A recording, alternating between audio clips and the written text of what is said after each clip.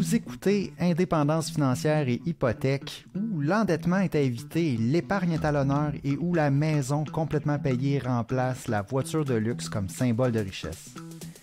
Je suis Frédéric Lacharité, courtier hypothécaire à Montréal et au Québec. Je veux vous aider à prendre le contrôle de vos finances, à transformer votre vie. Je vous transmets ma formule pour atteindre l'indépendance financière.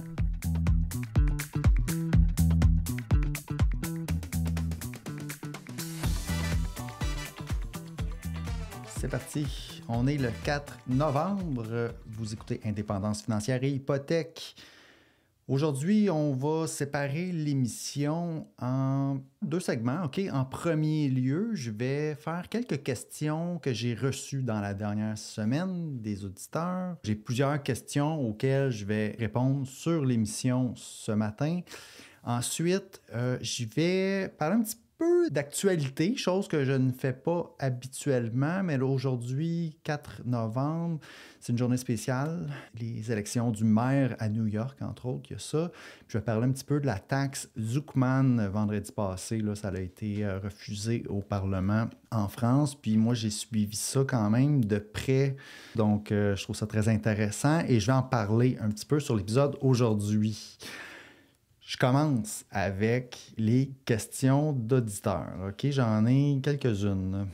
Bon, première question, Phil sur Spotify m'a demandé « Salut, les tranches supplémentaires, est-ce qu'on peut la mettre 100% à un des deux conjoints dans une des situations où les deux conjoints sont propriétaires du prêt, 50-50. L'objectif final est de s'assurer qu'un seul des deux conjoints puisse déduire les intérêts lorsque la somme est utilisée pour générer un revenu. Merci. » Donc, est-ce qu'on peut la mettre 100% à un des deux conjoints? Non, parce que lorsqu'on a une hypothèque avec son conjoint, la banque, on va être 100% les deux conjointement, dans le fond, responsables du prêt. Il n'y a pas de façon pour dire que cette tranche hypothécaire-là, elle est à moi, puis cette tranche hypothécaire-là, elle est à toi, puis d'officialiser ça là, au niveau du prêteur de la banque. OK? Donc, ça, c'est la première des... Donc, normalement, une hypothèque au résidentiel, lorsque c'est à un couple, tout le monde est responsable du prêt en général. OK? Puis, on ne peut pas officiellement attribuer une tranche à quelqu'un. Par contre, évidemment qu'on peut atteindre l'objectif qui est voulu ici, c'est-à-dire d'avoir une tranche qui est pour une personne qui va être dédiée à justement ses intérêts déductibles, puis avoir une autre tranche pour une autre personne qui va être aussi ses intérêts déductibles. C'est juste qu'on ne pourra pas la mettre officiellement là, au niveau de l'hypothèque. C'est que, dépendamment à quoi sert la marge, OK? C'est ça qui va décider, dans le fond, qui peut déduire les intérêts. Parce que les intérêts peuvent être déduits par la personne qui bénéficie du revenu, OK, de l'investissement. Tu sais, on peut déduire juste s'il y a un revenu associé aux intérêts. Donc, puis là, je le vulgarise, là, c'est pas tout à fait ça le texte de la loi, mais ça pour dire... l'idée, c'est qu'on va s'assurer quand même, oui, de bien séparer nos marges hypothécaires. Aux yeux du prêteur, ça va être deux marges hypothécaires. Lui, il ne saura pas à qui est une, à qui est l'autre. Mais parce qu'on va garder une trace de l'argent qui voyage de la marge vers l'investissement, on va être capable de justifier après ça, aux yeux du fisc, que les intérêts de telle marge, c'est pour telle personne, puis les intérêts de l'autre marge, pour une autre personne. OK? Donc, ça, c'est pour répondre à cette question-là. OK. Deuxième question, c'est un courriel, celui-là que j'ai reçu. Véronica, merci beaucoup pour l'épisode 124. C'est suite, en passant, là, ces deux questions-là, c'est suite à l'épisode sur les marges hypothécaires que j'ai fait la semaine passée. Aussi, là, je rappelle l'épisode sur les marges hypothécaires, je mentionne les banques, je mentionne des produits, des politiques, OK? Comme j'ai dit aussi dans l'épisode 124, assurez-vous toujours de vérifier avec votre prêteur. Là, ce que j'ai dit, ça peut être faux. Là. Moi, j'avais ça dans un tableau et puis, dans certaines circonstances, la banque peut faire autrement. Là. Ils font ce qu'ils veulent, là, les banques, les politiques. Ça peut changer d'une situation à l'autre, ça peut changer dans le temps. Ce que vous entendez sur le podcast, OK, c'est au meilleur de de ma connaissance, OK, vrai, mais évidemment, prenez pas des grandes décisions importantes basées là-dessus. Allez toujours vérifier, OK, c'est super important. Moi, j'amène l'information comme ça pour stimuler la réflexion, pour faire connaître les différents aspects qu'une marge hypothécaire peut avoir, mais évidemment, vérifier. Vérifier parce que même à l'intérieur d'une banque, il peut y avoir plusieurs types de prêts qui vont avoir différentes politiques. OK? Voilà, donc ça c'était mon disclaimer là, par rapport à tout ce que j'ai dit dans l'épisode 124. Puis évidemment, tout ce que je dis là aujourd'hui aussi, moi je ne suis pas fiscaliste. Quand vous allez justement faire votre rapport d'impôt, déduire vos intérêts, moi en tant que personne accréditée Manœuvre Smith, OK, je vais vous orienter, surtout lorsqu'on va faire un vrai dossier ensemble, parce que je vais avoir toutes les informations, je vais vous répondre avec la meilleure information possible pour votre situation. OK? Là, ici, on est dans un podcast. Une personne qui m'envoie un courriel, je n'ai pas toutes les informations. Je vais répondre en général. C'est tout le temps... il faut tout le temps aller vérifier avec son spécialiste. OK? Moi, je donne une piste que ça peut être ça la réponse. OK? Puis ça devrait être ça selon les informations que j'ai. Je peux me tromper. OK? Puis voilà, je ne prends aucune responsabilité. C'est ça que je veux dire là, sur les informations que je donne. Mais il y a beaucoup de questionnements par rapport à la fiscalité. Qu'est-ce qu'on peut faire? Justement, les manœuvres, les stratégies hypothécaires, fiscales. Tout ça est très compliqué. C'est pas pour rien qu'on a une accréditation où est-ce que nous, on paye très cher pour avoir accès à un réseau, puis on a des gens qui sont au courant de toutes les décisions juridiques qu'il y a eu par rapport, par rapport à la loi de l'impôt, parce que, vous savez, c'est pas super facile à comprendre. Puis même si on appelle au département de la RC, c'est sorti dans les nouvelles la semaine passée que il y avait un pourcentage de réponses qu'ils pouvaient donner qui était fausse, même quand on appelle à la RC. Donc, vous voyez à quel point que c'est compliqué. Nous, avec l'accréditation Manœuvre Smith, les stratégies hypothécaires, avec l'hypothèque, on va évidemment pencher du côté qui est le plus sécuritaire. On va essayer de tout faire, tout mettre en place pour qu'on soit bien protégé, qu'on ait bien la documentation nécessaire si notre déduction d'intérêt se fait challenger par Revenu Québec. OK? Parce qu'ici au Québec, on fait surtout affaire avec Revenu Québec, dans le fond. Bon, là, cela étant dit, je sais, les gens ont des questions, ils veulent avoir une piste, c'est pas écrit nulle part vraiment clairement, donc moi, je réponds, OK? Je réponds, ça me dérange pas si je peux me tromper, mais tu sais, évidemment, je ne suis pas responsable, il faut toujours que vous ayez vérifié par vous-même, validé, puis vous êtes responsable de vos déclarations d'impôt en bout de ligne. OK. Donc là, je continue. Okay, merci beaucoup pour l'épisode 124. Il est fort intéressant. J'aimerais savoir pourquoi la banque virtuelle Tangerine ne faisait pas partie de votre liste. Oui, Tangerine ne fait pas affaire avec les courtiers hypothécaires, donc je n'avais pas aucune information sur Tangerine. Tangerine, ce que je sais de cette banque-là, oui, c'est une banque virtuelle en ligne et c'est une filiale de la banque Scotia. Ce que j'ai lu là, rapidement avec ChatGPT, c'est que cette banque-là peut avoir l'avantage d'avoir des privilèges de remboursement anticipés jusqu'à 25 %. Ça, je n'ai pas vu ça ailleurs. Je ne sais pas si c'est vrai, là, j'ai juste vu ça ce matin en faisant une petite recherche ChatGPT.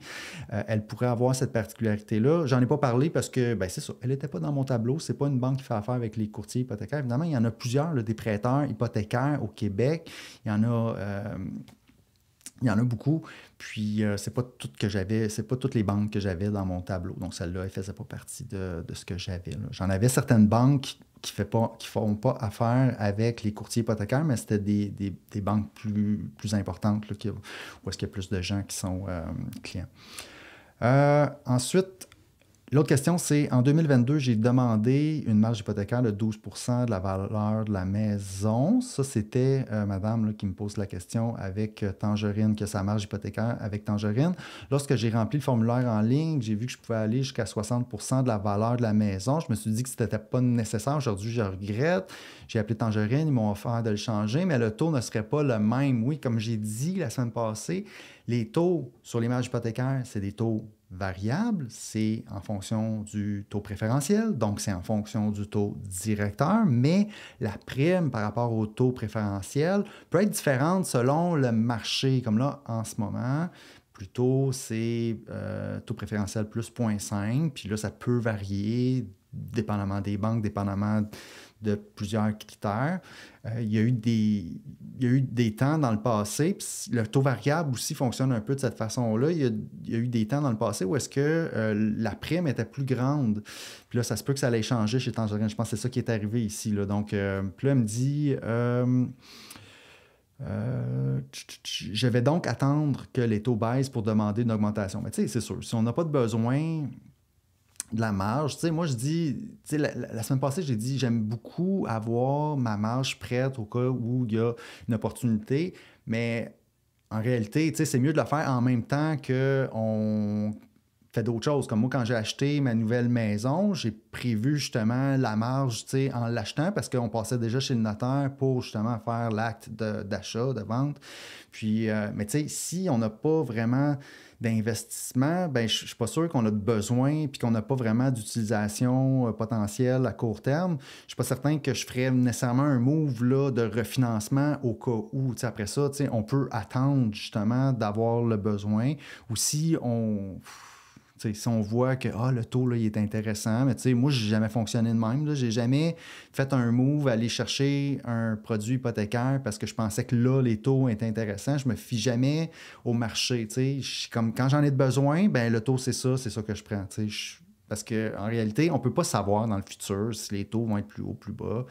On a une idée là, où est-ce que ça s'en va. Les économistes nous le disent. Les économistes se trompent souvent. Ils se sont beaucoup trompés dans les années 2010. Tout le monde disait « ça va remonter, puis ça ne remontait jamais. » Fait que, tu sais, des fois, ils vont avoir raison.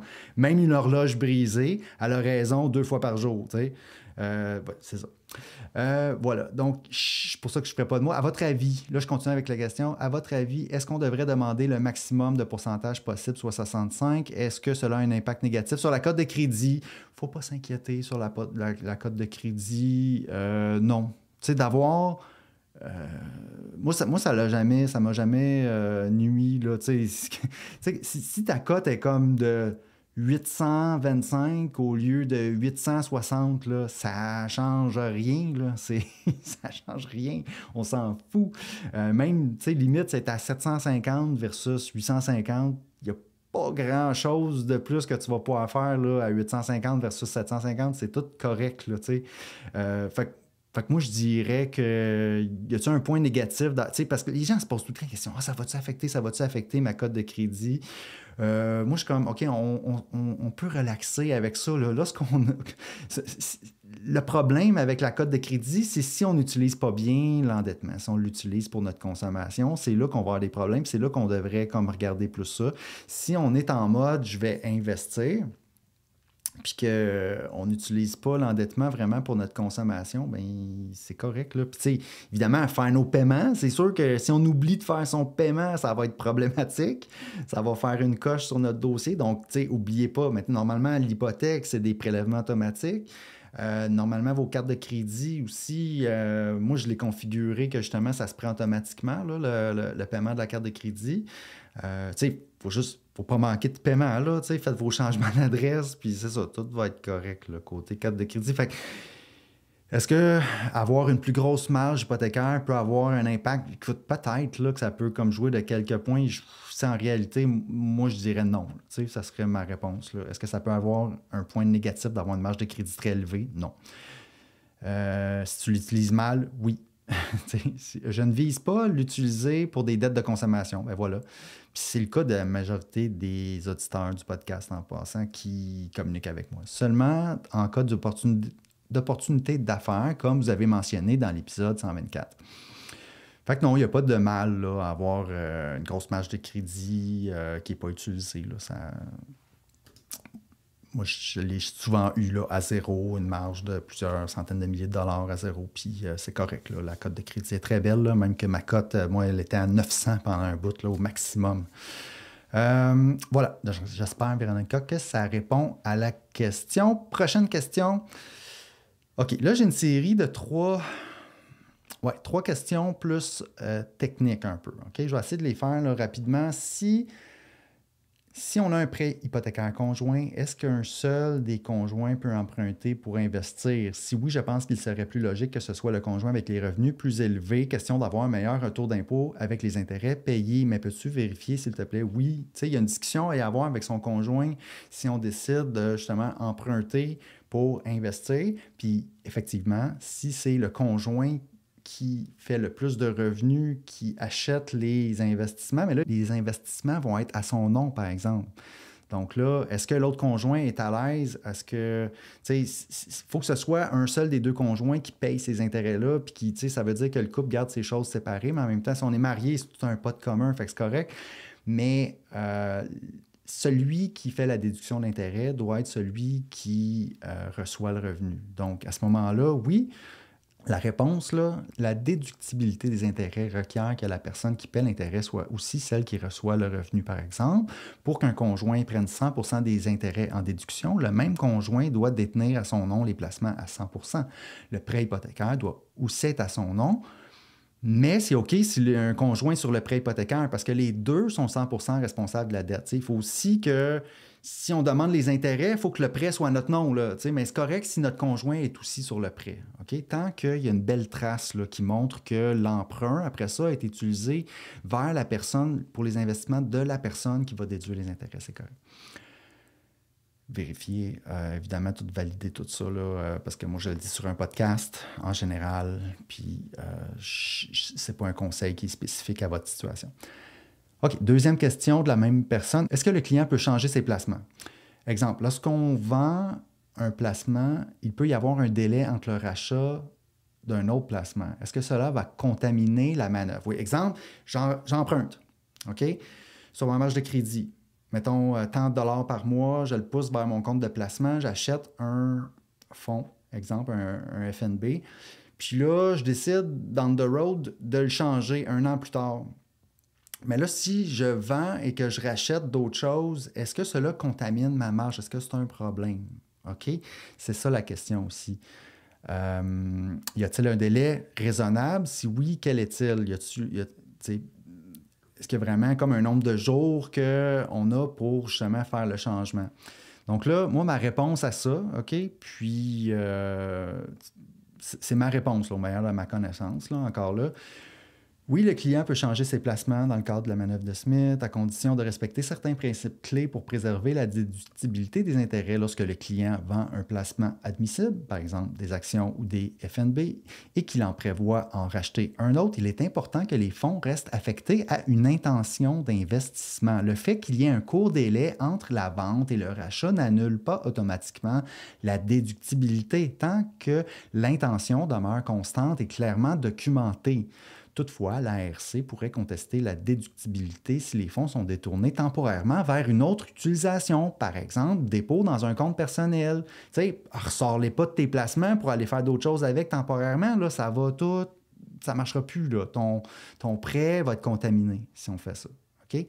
Donc, on recommande de réinvestir les fonds le plus rapidement possible, idéalement dans un délai de quelques jours ouvrables, mais sans règles strictes dans la loi. Donc, il n'y a pas un délai là, précis qu'on doit respecter pour que ce soit raisonnable. D'éviter de faire transiter les sommes dans un compte personnel. Vaut mieux que le produit de la vente reste dans le compte d'investissement ou soit transféré directement vers un nouveau placement admissible. On garde la trace. Puis après ça, le troisième, c'est de garder une trace claire de toutes les transactions, incluant les dates, montants, justificatifs de l'intention d'investir. OK? Ça, c'était la réponse. Est-ce qu'on peut changer nos placements? Ça, évidemment, c'est votre conseiller financier de la manœuvre Smith qui va tout regarder ça, qui va prendre en charge ça pour vous, qui va le faire correctement. C'est pour ça que c'est une bonne idée d'être accompagné par un conseiller financier accrédité de la manœuvre Smith. OK. Troisième question de la même personne et dernière question avant de passer à l'autre segment de l'émission. Au Québec, la déduction des intérêts est limitée au montant des revenus de placement. La portion non utilisée s'accumule dans une réserve. Exactement. On peut déduire les intérêts au fédéral, même s'il n'y a pas de revenus liés à ces placements-là, ça c'est correct. Mais au provincial, on ne peut pas tout de suite. Il faut le mettre dans une réserve. Puis quand il va y avoir des revenus imposables, là, on va pouvoir appliquer la déduction d'intérêt sur nos rapports d'impôt. Donc, on ne peut pas déduire les intérêts contre notre salaire, OK, au provincial, mais au fédéral, c'est possible. Ce qui fait qu'au Québec, c'est un petit peu moins efficace, la manœuvre Smith, qu'ailleurs au Canada. C'est dommage, mais c'est comme ça que voulez-vous. Donc, au Québec, la déduction des intérêts est limitée au montant de revenus de placement. S'il me manque de revenus, est-ce que je peux vendre une partie ou en entier de ces titres de manière à créer un revenu, un gain en capital, ce qui me permettrait de déduire plus d'intérêts au Québec? OK. Fait que là, la question de la personne ici, là, c'est, étant donné qu'au Québec, on ne peut pas vraiment déduire les intérêts si on n'a pas de revenus, est-ce qu'on pourrait, par exemple, qu'on a acheté un FNB, ce FNB-là a passé de, je ne sais pas, moi, je prends 50 000 on l'a acheté, puis là, maintenant, il vaut 60 000. Puis là, je dis, je peux-tu prendre un gain en capital à ce moment-là de 10 000? Mais ça va être la moitié, dans le fond, là, qui va être ajouté sur nos revenus pour justement prendre la déduction d'intérêt cette année-là. OK, fait que là, je vous lis ma réponse. Oui, vendre une partie des placements, notamment ceux qui ont généré un gain en capital latent, peut effectivement permettre de déclencher un gain imposable et créer le revenu de placement requis pour déduire une portion plus importante des intérêts payés cette année-là. Si le placement, à l'origine, n'a que le potentiel de faire du gain en capital, l'intérêt du prêt n'est pas admissible. OK, ça, c'est super important. Ce que vous achetez, il faut qu'il y ait le potentiel de faire de l'intérêt. Il faut qu'il y ait le potentiel de faire des dividendes. S'il n'y a que le potentiel de faire du gain en capital, tes intérêts ne sont pas déductibles. OK? Encore là, je vous dis ça, mais normalement, fiez-vous à votre conseiller financier pour savoir quel placement vous pouvez acheter pour faire la manœuvre Smith pour que les intérêts soient déductibles d'impôt. Je finis ma réponse, mais si le placement accessoirement, a la possibilité de générer éventuellement un dividende ou de l'intérêt, alors l'intérêt du prêt est déductible. Et le fait que le revenu de placement soit un gain en capital plus tard n'est pas un problème.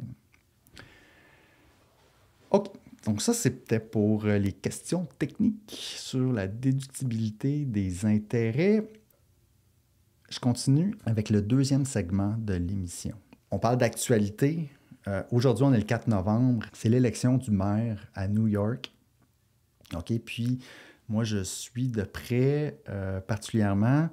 C'est le candidat démocrate, social-démocrate, Zohran Mamdani, OK, qui est très charismatique, je vous donne un petit peu le topo, là. Zohran Mamdani, il est né le 18 octobre 1991 en Ouganda. Il a immigré aux États-Unis à l'âge de 7 ans. Il a obtenu un baccalauréat en études africaines au Maine. Bon, il est membre de New York State Assembly depuis 2021. Il met l'accent, OK, ce qui est important dans le fond là, avec Zohran, c'est qu'il met l'accent sur l'accessibilité au logement, la justice sociale, l'équité économique et la réduction des inégalités. OK, c'est pas pour rien qu'il est apparu dans mon feed, comme je m'intéresse beaucoup à ces questions-là. Donc, dans un environnement en ce moment aux États-Unis où tout est à droite et les riches vraiment prennent le contrôle du pays. On a possiblement aujourd'hui un maire à New York qui va se faire élire qui est socialiste. Et puis ça, c'est très encourageant pour le futur. Tu sais, New York, c'est symbolique, c'est la ville la plus riche au monde. Et puis là, l'idée que Zohran a des très bonnes chances de se faire élire. En tout cas, j'espère. C'est pas fait, hein. Tout peut arriver, évidemment, en politique. Mais de ce que je voyais, là, il est en tête. Espérons que... Donc, c'est ça. Donc, je vais continuer, moi, à suivre ça aujourd'hui. L'élection du maire Zohran Mamdani. Trump, vraiment pas content de voir que ce gars-là est populaire à New York et puis ça fait capoter un peu Trump, mais c'est très encourageant pour le futur de voir qu'il y a des figures politiques comme lui qui gagnent en popularité. Il est soutenu par Bernie Sanders et évidemment, tout ça, je vois ça d'un œil très encourageant. Et puis, voilà, bon, je voulais comme mentionner ça sur le podcast aujourd'hui parce que ça fait partie des choses que moi, je suis un petit peu dans... Je ne suis pas beaucoup... Ben, oui, c'est vrai, je ne suis pas beaucoup l'actualité, mais je m'intéresse à certains aspects. Ça ici, les inégalités de richesse, j'en ai parlé depuis peut-être quelques mois. Là. J'ai fait justement la série en 4 parties sur comprendre l'économie de l'économiste Gary Stevenson. Lui, il est au Royaume-Uni. Et puis, je vous ai expliqué comment que le pouvoir d'achat de la classe moyenne diminue partout dans le monde. C'est lié aux inégalités de richesse. Les ultra-riches se sont enrichis de façon disproportionnée dans les 15 dernières années, 20 dernières années. Puis tout ça, ça découle de la politique, justement, qui aide les entreprises depuis les années 80, les années Reagan. Puis les inégalités se sont accrues depuis ce temps-là de façon, puis ça va de plus en plus vite. Ça va de plus en plus vite.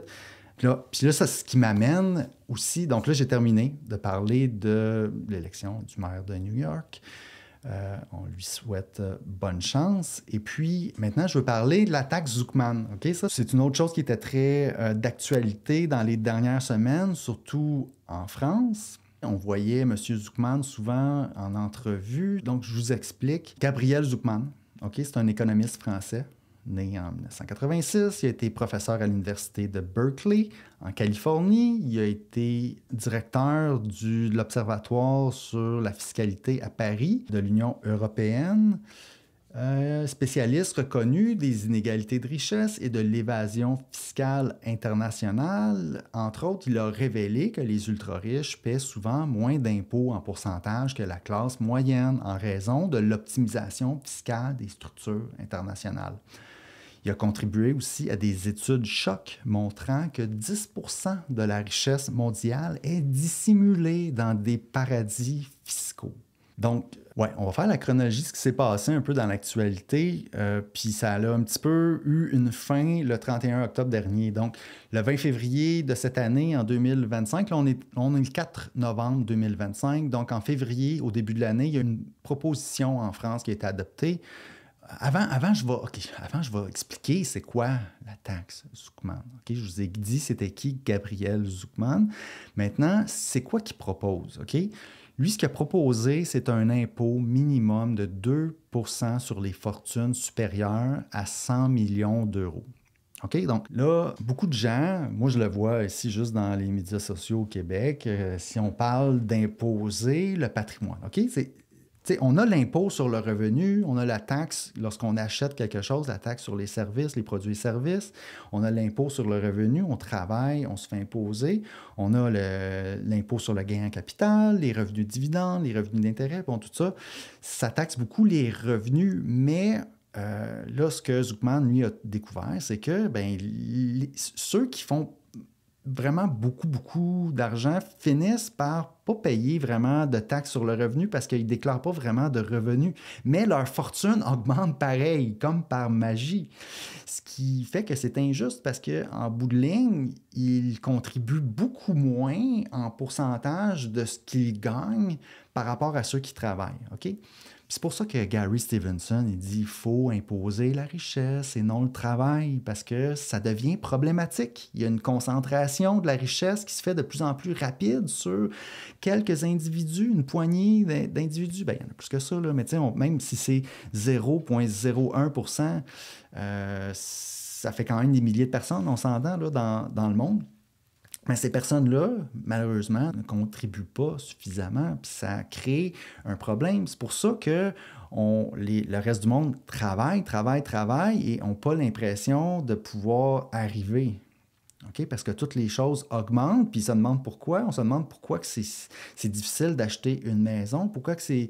Puis là, on comprend pas quel est le problème. On pointe le doigt vers les paresseux, vers la productivité, vers ceux qui abusent du système, vers les immigrants illégaux. On pointe du doigt tout plein de personnes, mais en réalité, là, ceux qui sont en haut, le 0,01%, ils font des milliards de dollars sans payer d'impôts. Donc, c'est quoi le problème, dans le fond? Là? Il est là le problème. OK? Gary Stevenson, dans la série Comprendre l'économie, je l'ai expliqué en détail, c'est le même phénomène partout sur la planète. Puis, Gabriel Zucman, Thomas Piketty, ils arrivent au même constat. C'est des chercheurs, puis ils ont fait des études, sont arrivés avec des faits. Et puis, la taxe qui était proposée ici, c'était d'aller chercher 2% du patrimoine de ceux qui ont 100 millions d'euros et plus. Donc, tu sais, moi, personnellement, une taxe comme ça ne va jamais m'affecter, même si je considère que j'ai atteint un petit peu l'indépendance financière.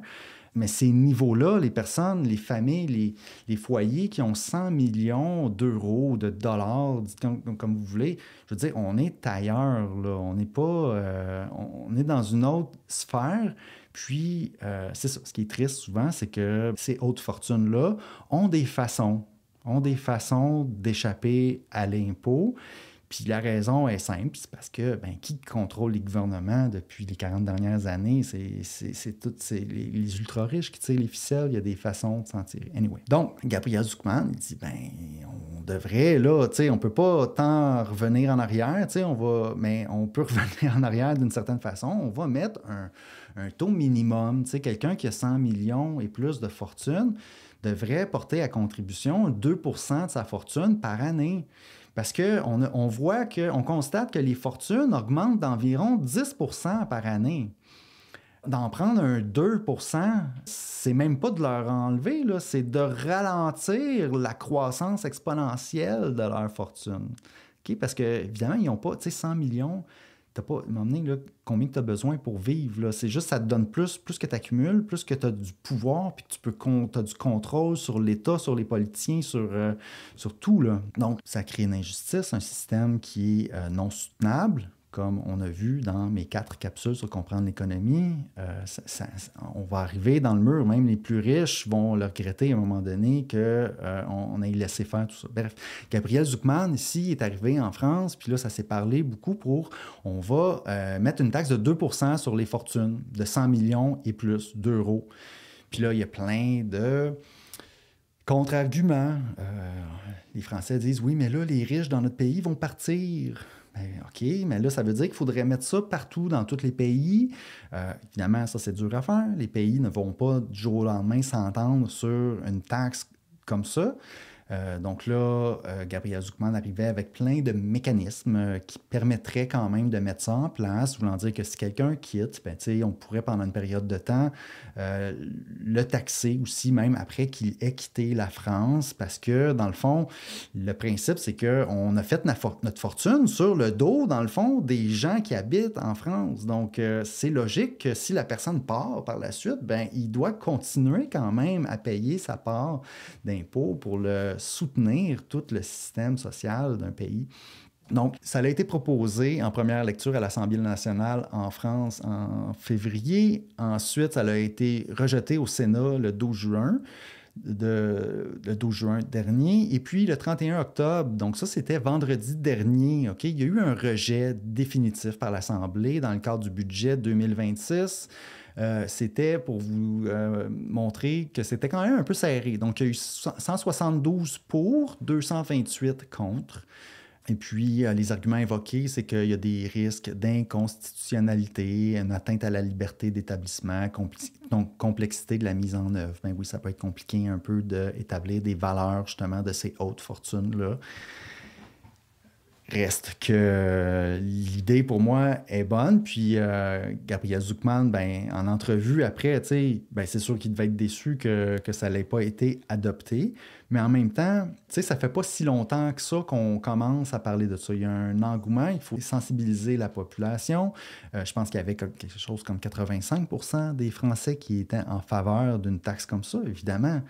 Il n'y a pas beaucoup de gens qui ont plus que 100 millions d'euros de fortune familiale. Donc, c'est facile de convaincre la population de mettre en place des mesures comme ça. Par contre, les politiciens, c'est plus difficile de les convaincre parce que là, les partis sont financés par justement les grandes fortunes comme ça. Puis là, tu as tous les médias aussi qui sont contrôlés par les grandes fortunes. Et puis, ben c'est ça, c'est une guerre de pouvoir. Donc, mais tout ça pour dire, je trouvais très encourageant de voir à quel point qu'on en parlait, OK? De la taxe Zuckman, ça a été très, très médiatisé en France. Et ce n'est que partie remise en réalité. Vous savez, l'impôt sur le revenu, avant, il n'y en avait pas au début du siècle. Ça fait pas si longtemps que ça, là, au début du 20e siècle. Ça a commencé à se mettre en place. Ça a pris des années avant qu'on arrive avec la structure progressive de l'impôt sur le revenu avec palier progressif. Eh bien, ce n'est que partie remise pour la taxe Zuckman sur les hauts patrimoines. C'est quelque chose qui, selon moi, va être nécessaire dans le futur. Ben, c'est ça. Préparez-vous. En même temps, si vous atteignez une fortune de 100 millions de dollars, ou même 100 millions d'euros ou 100 millions de dollars canadiens, ben c'est ça. Préparez-vous qu'à un moment donné, on va devoir en redonner un petit peu, là. On va devoir en redonner un petit peu. Moi, je suis tout pour ça. Voilà, c'était de ça que je voulais parler. Indépendance financière hypothèque. Je vous rappelle, l'idée, c'est que je veux qu'on passe, moi, de 0 à 1 million, 2 millions, 3 millions de dollars. Puis que rendu à 100 millions de dollars, on fasse notre part, là, tu sais, qu'on n'aille pas cacher notre argent à l'impôt, qu'on participe aussi à mettre en place les fondements de la société, le système de santé, d'éducation. Puis tout ça, ça l'aide à tout le monde à s'enrichir. Hein? Les plus riches bénéficient de ça. Tu sais, pourquoi il y a des aussi grandes fortunes qui peuvent se créer aujourd'hui? C'est parce qu'on a un État social fort. OK, aux États-Unis, partout dans le monde, il y a eu, tu sais, justement, au début du siècle, il y a eu des grandes avancées sociales, puis tout ça a mis comme, en fait, un super bon système solide où est-ce qu'il y a eu une classe moyenne qui s'est créée, puis ça a créé beaucoup de richesses. Mais là, on s'en va vers une diminution de la classe moyenne, puis ça, éventuellement, c'est pas soutenable. Il faut continuer à améliorer les systèmes, la taxe sur les hauts patrimoines, comme ça, taxe Zuckman, ça va s'en venir dans le futur. C'est une question de temps. C'est une question de temps. Je pense que c'est important. On n'en parle pas beaucoup au Québec. On n'en parle pas beaucoup. Moi, ce que je vois, oui, on parle de finances personnelles, c'est important. Mais trop souvent, on va parler des paresseux. On va parler de ceux qui ne travaillent pas, de ceux qui profitent au système. Puis ça, c'est pas productif de parler de ça. Il ne faut pas commencer à pointer du doigt ceux qui n'ont pas d'argent. C'est pas eux le problème. Le fait peut-être qu'on est démotivé, qu'on ne travaille pas, qu'on est dans la misère, c'est dû au fait qu'il y a des inégalités. On ne regarde pas au bon endroit là, quand on se met à regarder quelqu'un qui ne veut pas travailler puis dire que c'est de sa faute si l'économie va mal. Ben non, c'est pas de sa faute. Il n'y en a pas d'argent de toute façon.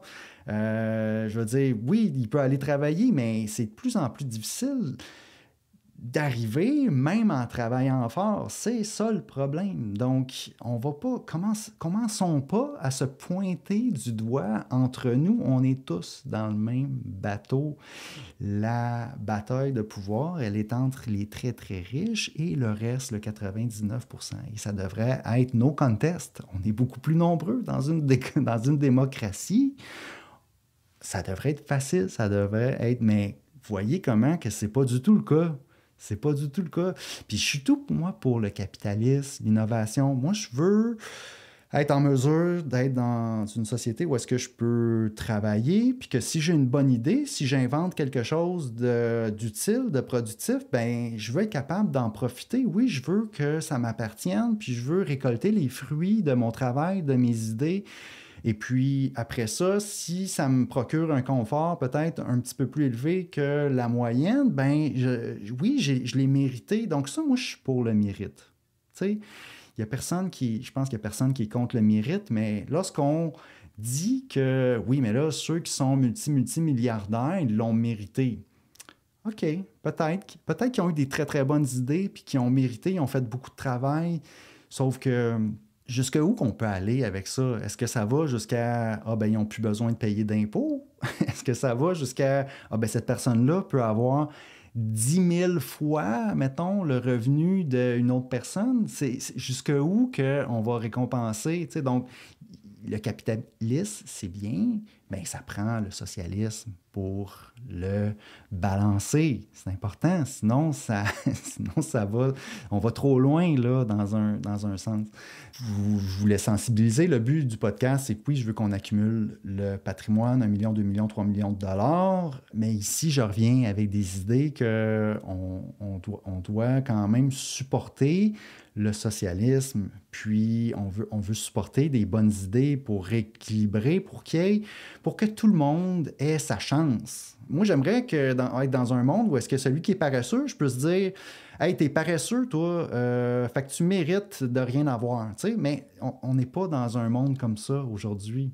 On est dans un monde qui a beaucoup d'inégalités. Les riches mettent la grosse pression sans qu'on s'en rende compte. Tu sais, ce qu'on voit, là, on est 99%. Of course que ceux qu'on voit, c'est les pauvres. Parce que les riches, il y en a beaucoup moins. OK, ils sont 0,0 pourcentage, puis ils sont beaucoup plus effacés, là, tu sais. On voit beaucoup plus les pauvres, la misère, tu sais, si jamais il y a des paresseux, ceux qui font l'abus ou whatever, ceux qui profitent du système sont beaucoup plus visibles, il y en a plus, mais en réalité, ceux qui abusent du système le plus, mais ils le font avec une cravate, puis, tu sais, ils sont peut-être aussi paresseux que l'autre, c'est juste qu'ils ont l'argent. Puis à un moment donné, oui, t'as beau mériter parce que tu as eu une bonne idée, mais à quel point que tu peux écraser les autres avec ta richesse? Tu sais, jusqu'à où? Tu sais, m'emmener ta liberté à l'arrête où est-ce que celle des autres commence. OK, j'arrête là.